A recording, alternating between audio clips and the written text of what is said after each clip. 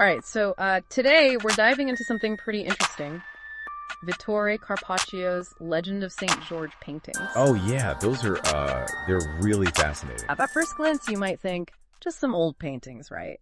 But trust me on this one, these paintings have stirred up a ton of debate. Oh, absolutely. Okay. It's not just about the art itself. It's more about, like, what Carpaccio is saying about us. You know, humanity, our relationship with animals, good and evil, all that. Yeah. It gets pretty deep. Yeah, and to help us unpack all of this, we're turning to Michel Serres' book, Carpaccio, Les esclaves libérés. Great book, by the way. Have you read it? Oh yeah. I love Serres. He really gets into the nitty-gritty of these paintings. You know, like he's trying to decode every single brushstroke. That's what I love about this book. It's like he's giving us a secret key to unlock all these hidden meanings. Right. And one of the keys Serres gives us is this idea of the fétiche à deux parties. Okay, say that again, fetish something. Yeah. Fétiche à deux parties.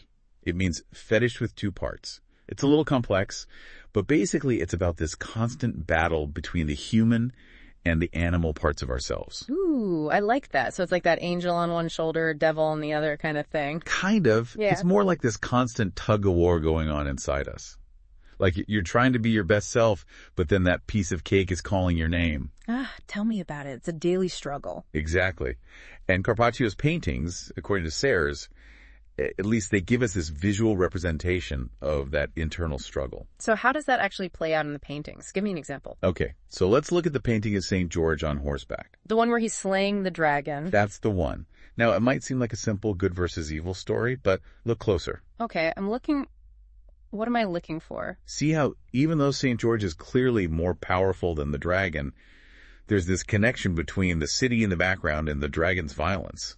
It's subtle, but it's there. You know what? Now that you mention it, it's like they're linked somehow. Exactly. It's as if Carpaccio is saying that even when we strive for a more civilized world, we can't escape those primal instincts. They're woven into the very fabric of who we are. Wow, that's pretty deep, especially for a painting from the 1500s. And it gets even deeper. Carpaccio doesn't just depict animals as these mindless beasts to be conquered. He gives them this, I don't know, a certain depth. You mean like they're more than just monsters? Way more. Yeah. He shows them as powerful, yes, but also vulnerable. Like take St. Jerome's lion, for example. Okay, what about him? This lion is fierce, obviously, but he's also gentle. He's a protector, but he also needs care and understanding. It challenges our usual way of thinking about animals, you know? Yeah. Like they're either totally wild or totally tame. Yeah, I see what you mean. It's like he's highlighting that gray area, that spectrum of animal nature. Right. And this actually leads to a bigger point that Serres makes about the contract of companionship between humans and animals. Ooh, I like that phrase, contract of companionship. What's that about? Well, it suggests that our relationship with animals isn't just about us dominating them. It's about coexisting, maybe even being dependent on each other. Think about our pets, right? Yeah, cat. We form these unique bonds with them, recognizing their animal nature, but also welcoming them into our human world. It's a partnership of sorts.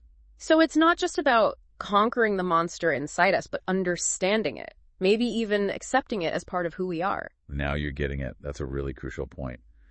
And that's where this whole idea of the third truth comes in.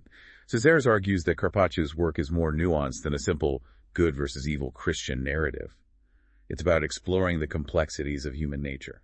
Okay, so this third truth thing, how does that actually show up in the paintings themselves? Well, let's go back to that image of St. George slaying the dragon. Right, the classic hero versus monster story. Exactly. We usually see it as this victory of good over evil. Yeah. Yeah.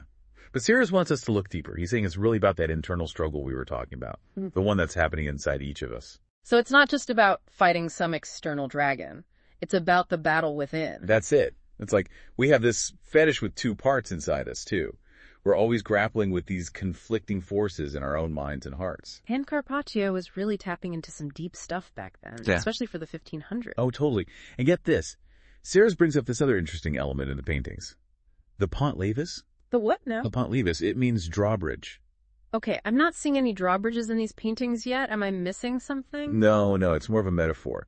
Serres connects it to Carpaccio's painting of Jesus, the one where he's in agony praying on a rock. Yeah, I think I remember that one. So Serres sees this image, the rock, as a kind of raised drawbridge, like it's separating Jesus from his disciples who are all asleep below. Ah, I see. So it's symbolic. Exactly. It represents that internal struggle again, that fetish with two parts, this time between our human nature and something maybe more divine. Like that rock that raised drawbridge, it's the dividing line between our earthly selves and something higher. You got it.